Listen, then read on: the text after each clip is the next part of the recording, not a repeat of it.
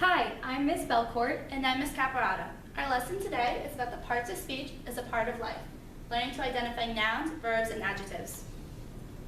Our objective with this lesson is to teach students about the parts of speech and with a focus on nouns, verbs, and adjectives. The standard that we used was to demonstrate command of the conventions of standard English grammar and usage when writing or speaking.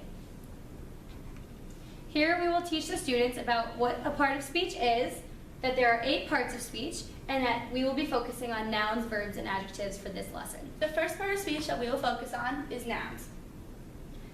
We have an activity where the students will come up to the board, take a noun that they see, and drag it into the noun bucket.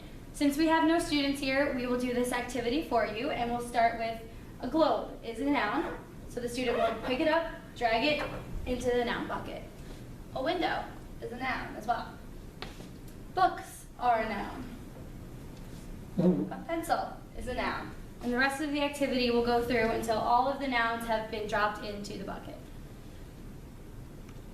Here we have a list of some more nouns, and we've divided it into the categories of person, place, or thing, because that is how we identified a noun for the students. And we did it with words that they can identify with and understand. For the next part of speech, we will describe to the students what a verb is. Then, in the following activity, students this time will circle the action that describes a verb. For example, students could circle driving, as driving is a verb. Running is a verb. Walking is a verb. Swimming is a verb. And the rest of the lesson would continue on that way.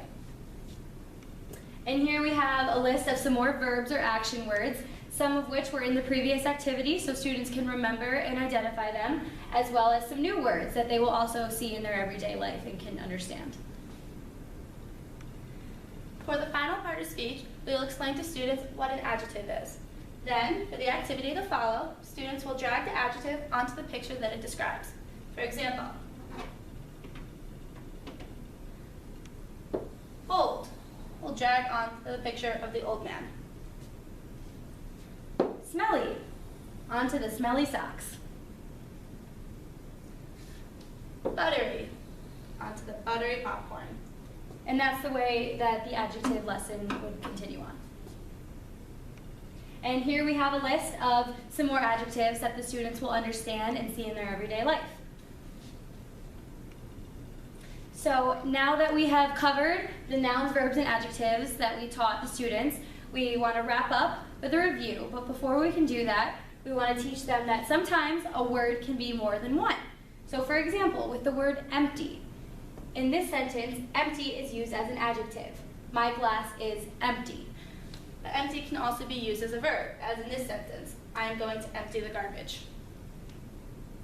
So for our final activity, the students are going to come up to the board, drag a word into the box of the part of speech that it belongs to.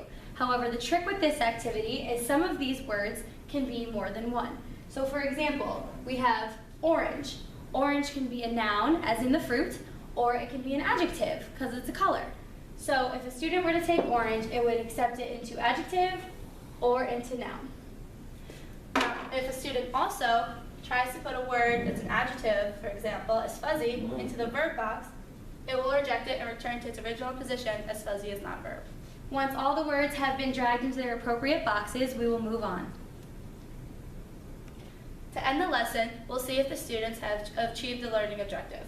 We'll ask the students what an adjective is, what a verb is, and what a noun is. Then we will have the students individually write 3 sentences. One sentence will use a verb, one will use a noun, and one will use an adjective. Thank you for watching our video. We hope you enjoyed it.